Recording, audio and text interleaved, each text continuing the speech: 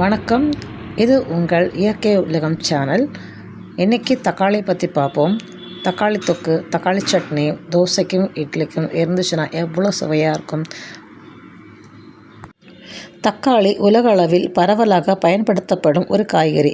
இது பல உணவுகளுக்கு சுவை மற்றும் நிறத்தை சேர்க்கிறது. இதில் அதிக அளவில் விட்டமின்கள், தாதுக்கள், ஆன்டி ஆக்சிடென்ட்கள் நிறைந்திருப்பதால் பல ஆரோக்கிய நன்மைகளை வழங்குகிறது. இருப்பினும் அளவுக்கு மீறி எந்த உணவை உட்கொண்டாலும் அது உடலுக்கு தீங்கு விளைவிக்கும் என்பது நாம் அறிந்ததே. தக்காளியும் இதுக்கு விதிவிலக்கல்ல. தக்காளியில் விட்டமின் சி நிறைந்துள்ளது. இது நோய் எதிர்ப்பு சக்தியை அதிகரித்து தோல் ஆரோக்கியத்தை மேம்படுத்துகிறது. தக்காளிக்கு அதன் சிவப்பு நிறத்தில் வழங்கும் லைகோபீன் ஒரு சக்தி வாய்ந்த ஆன்டி ஆக்சிடென்ட் ஆகும். இது புற்றுநோய் செல்களை எதிர்த்து போராடும். இது இதய நோய்களின் அபாயத்தை குறைக்கவும் உதவுகிறது. இதிலுள்ள நார்ச்சத்து செரிமானத்தை மேம்படுத்தி நீண்ட நேரம் வயிறு நிறைந்திருக்கும் உணர்வை தருகிறது. இரத்த அழுத்தத்தை கட்டுப்படுத்தவும் இதய ஆரோக்கியத்தை மேம்படுத்தவும் தக்காளியில் உள்ள பொட்டாசியம் உதவுகிறது. தக்காளி ஏற்படுத்தும் பிரச்சனையை பற்றி பார்ப்போம். அசிடிட்டி. தக்காளியில் அதிக அளவு விட்டமின் சி இருப்பதால் அதிகமாக உட்கொள்ளும் போது அமிலத்தன்மை அதிகரிக்கிறது. நெஞ்செரிச்சல், வயிற்றெரிச்சல் போன்ற பிரச்சனைகள் ஏற்படலாம்.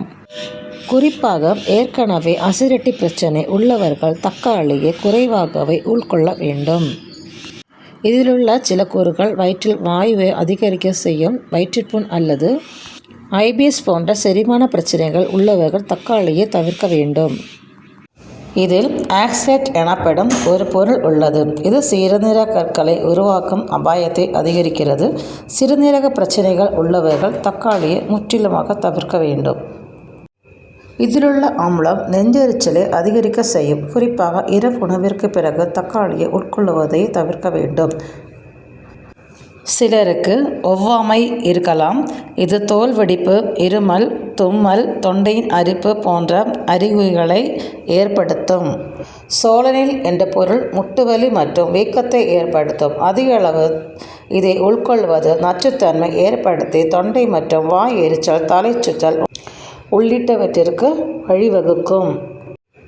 பல ஆரோக்கிய நன்மைகளை வழங்கும் ஒரு காய்கறி என்றாலும் அதை மிதமாகவே உட்கொள்ள வேண்டும்.